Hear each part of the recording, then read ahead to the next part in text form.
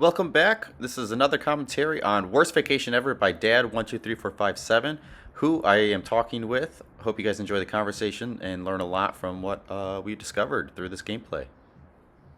How long did this take you to do? I guess after playing a lot of other maps of people's maps where they've done custom builds of buildings, I started with the building.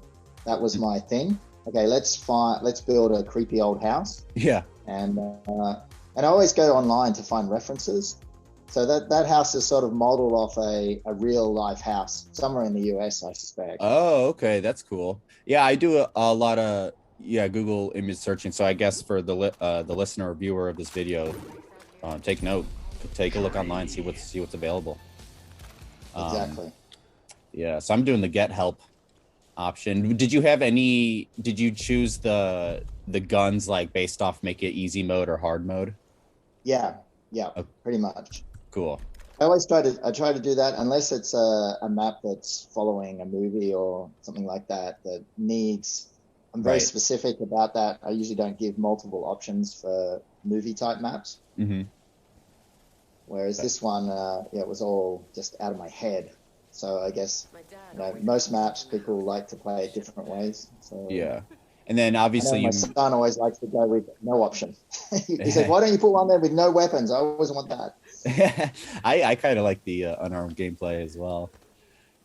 So did you put invisible walls here so the player couldn't take the truck anywhere? This is all just for story, right? Setting up the story. Yeah, it's all locked in. Right. Yeah, okay. Yeah, and this start area, I wanted to finish where I started, which we from playing this map previously. Yes, I do remember from playing. It was really tricky to set up because some people just, I would suspect some people would run along the road. Right. So when you run up the road where the truck is, you find that it says it's out of bounds to stop the player because you're going to come back along this road. So I didn't want the player to run up there because you could do the map backwards basically. Yeah, that makes sense. That makes total sense.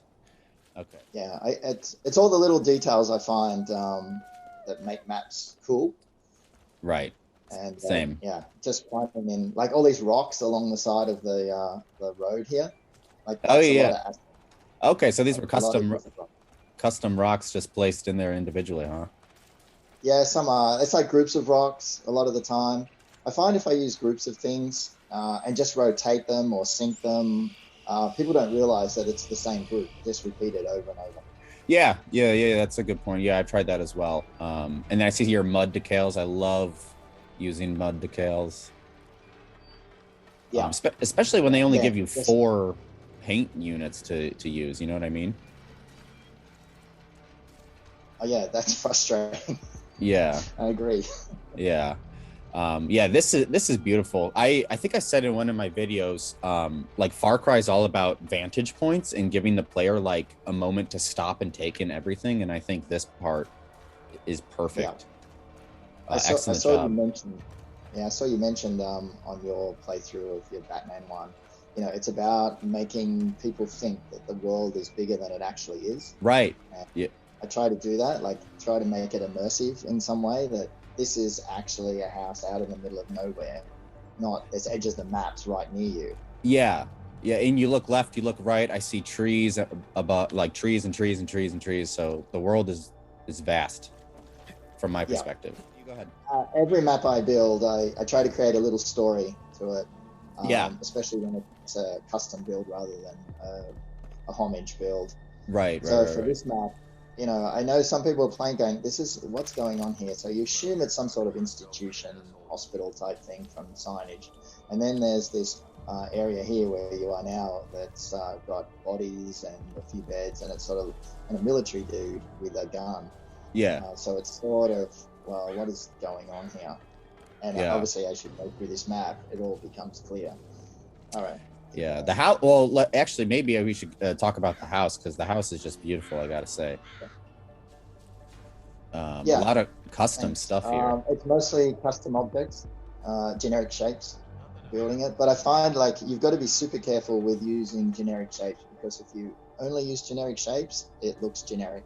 Yeah, you that's have to true. Find other things that in the map, like pieces of things, like the awning here is not made up of generic shapes. It's like a variety Yeah. of posts and poles and Yeah. fences. Yeah, very good. The windows were painful I see that, yeah. because they're all generic shapes to create the shutters around the Oh, window. Far Cry don't have shutters, so it was had to make lots of different variations, so it didn't just look like I was cutting and pasting. yeah. Well, hats off to you. Hats off to you. This is amazing. And I guess those little details, if you come right up to the window here and look up, I put a little telescope coming out of the window. I did notice that. 99% of people would not even see. Yeah, some players though, I'm sure you've gotten messages from some players. They'll be like, "Hey, this map was incredible. I'm sure they've seen it." They'll take their time if they really like it. Yeah. All right. And as you said, players stop sometimes. It's little details. Yeah. Yeah.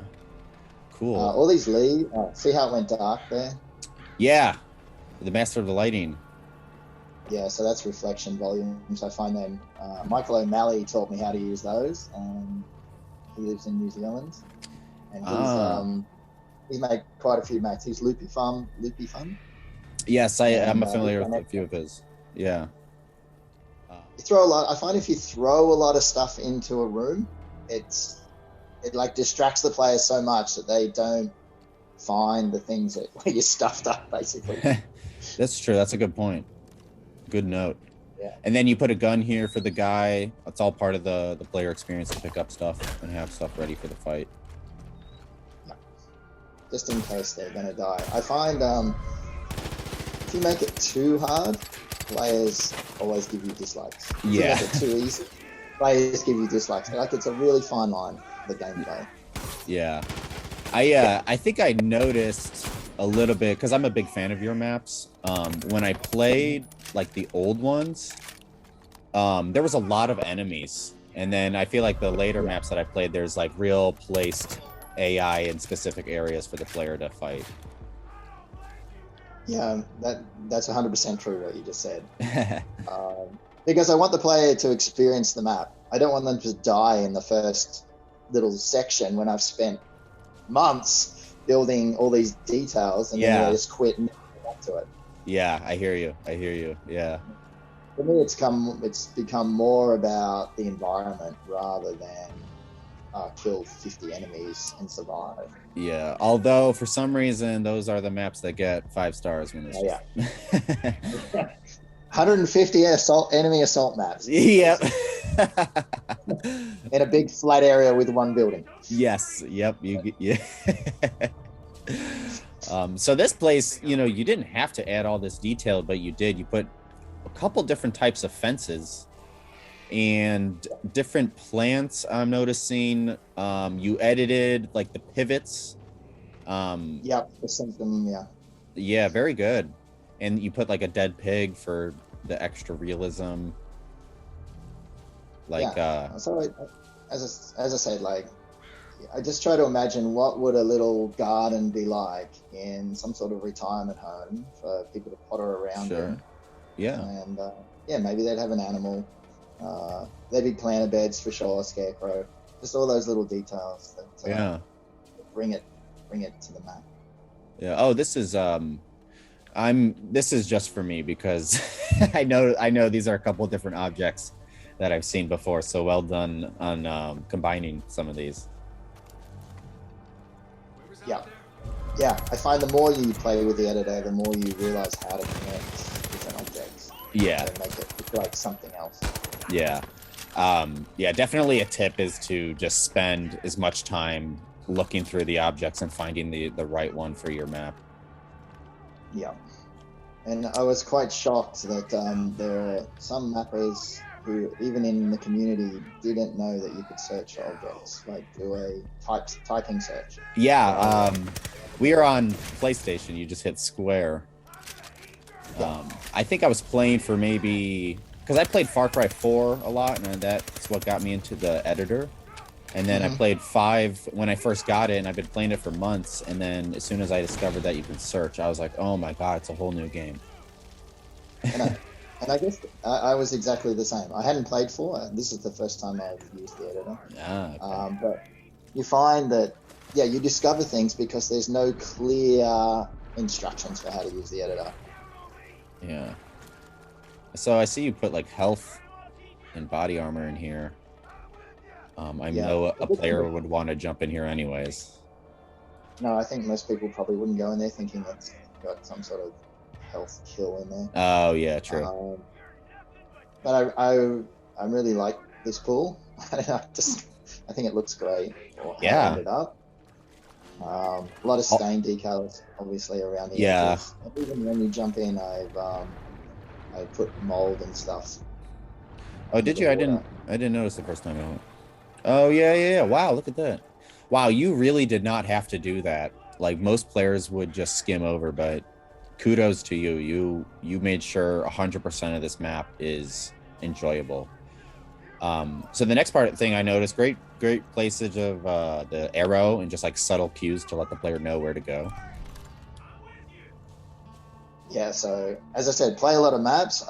I got that idea off Sick, who I've done a couple of collaborations with now, and so he does that in some of his maps, puts the arrows, and I think it's a quite nice effect, because it does avoid frustration at some points. Like people get here and go, oh, I don't know where to go, especially when it's a tiny little area like that.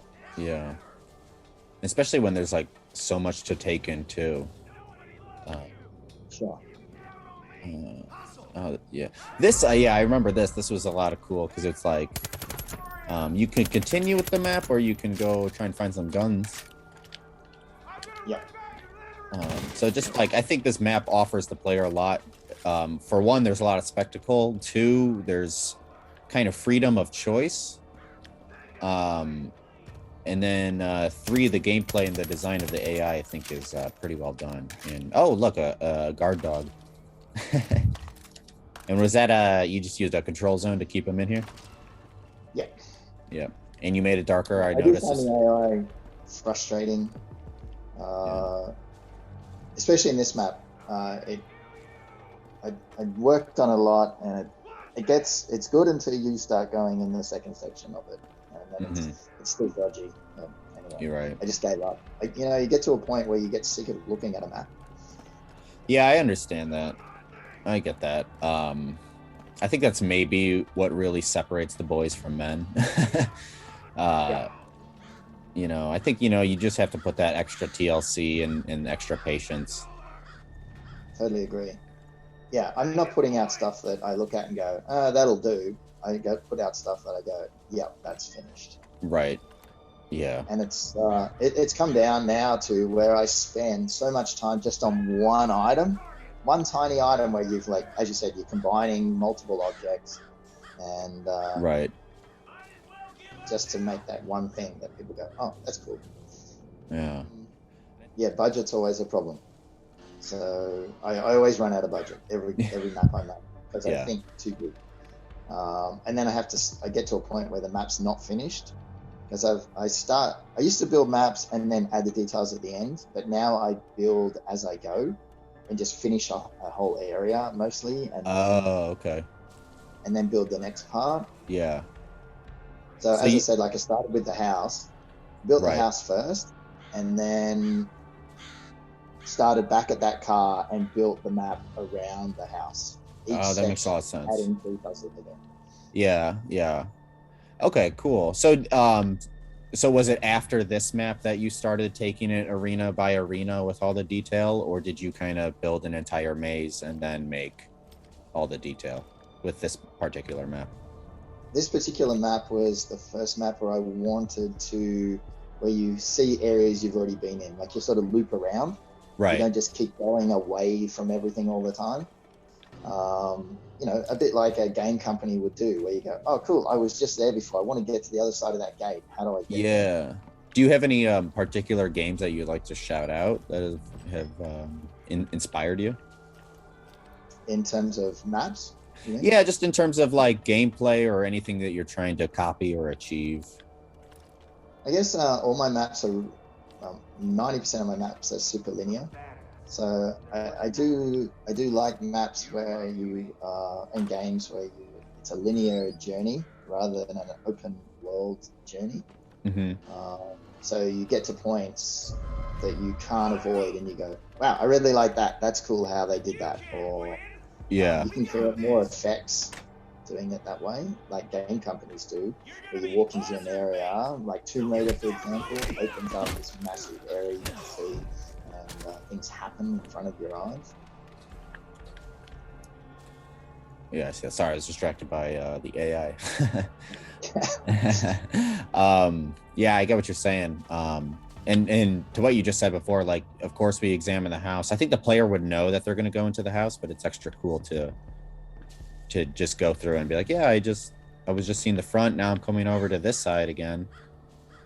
And I think you must have used wave placement, right? This must have been a different wave than wave 1, right? These guys? Yes, definitely. Yeah. Yeah, otherwise they would have been standing here when we walked. Yeah, yeah. So that's clever. Yeah. So anybody watching this video, take note of all of this stuff. This is very clever. But this section was really tricky to build because the generic house comes through the ground in sections, and I couldn't provide. So I had to dodge around all the pieces that go through the floor, through the roof. Yeah. Yeah. So yeah, in this case, it's like designing exactly like you said before around the pre-built structure. Yeah. So that must have been really tricky. So well done on. I would have never guessed that you had any trouble like that. Yeah. And again, like no generic shapes down here really. It's like this concrete floor. I love that. I got that off Caution Eye. Fletcher Demure, who builds a lot of industrial maps. Using that asset's awesome. And the hospital walls, which are the brick walls here. Yeah, hospital walls are the best. Because they have more texture than just generic stuff. So, great job. Realism for the map. Yeah. Yeah. So this is scripting here. You can see these. You would have probably used these. Lots of people. Can't remember who discovered them. Oh, the flagpoles? Yeah. Yeah. Yeah, blocking you. It's a great discovery. Yeah. Thank you, whoever did that. I don't know who it was, but yep. Yeah, and it's a shame that the editor doesn't have those mods in it where you can actually make things script. Right. Bars and stuff disappear, walls disappear. Yeah, I totally agree. Then I remember you come down here and these guys, they become your enemies. Right? Isn't that how your scripting works once you collect the key or whatever it is? Yeah, so it closes one door, opens another. Mm-hmm. Very clever. Here, I'll let you do the honors and you can maybe walk the audience through exactly what happens. Okay, so yeah, scripted that, so it would change color, so you knew something had happened. It also, there was a sound effect there. Yeah, I did notice that. Very cool. Down here, where we came through, we have 3 poles that are to block your way, and these ones unlocked. So then you have to go back through the zombie cage. Right. To get back to the top. Now, I noticed, sorry to stop you there. So I noticed because there's only 12 action points, like in a script, there's 4 poles here, and then you had the lights change plus the sound effect. Is there a second script that is removing those original bars we saw up there? Yeah. So the scripts overlay each other. There's just 2 volumes there that are on top of each other. So when you go through it, you could do 10 volumes all at once, spawning in and out of 100 things if you really wanted to. Yeah. Just overlay each other. So when you get back up to the top here, those bars that were going to the labs are gone. And right. You go through. Yeah. I think we did talk a long time ago about using the golden diamond as a better waypoint than the white waypoints. Yes, that's right. Because they just kind of blend in. And I did go away from that idea. Yeah, you did. Which is okay. That's fine. Yeah. I personally have no objection to waypoints. Because I like to, you've seen, like, I like to do a lot of big war maps, so I think sometimes there's a lot I can show to the player, and it just might be a little bit too much work in terms of scripting to turn things on and off wherever a player goes. So I'm okay just having some waypoints highlighting, like, I don't know, ammo or health or something like that. Yeah, it's in some maps it's 100% necessary. Yeah. Points on. Ah, very cool.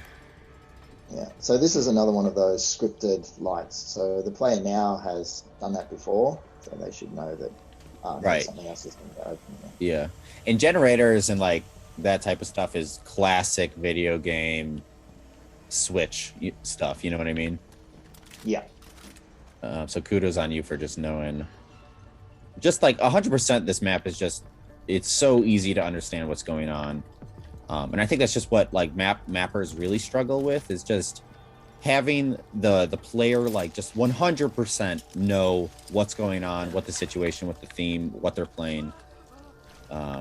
So really good job. Yeah, thank you.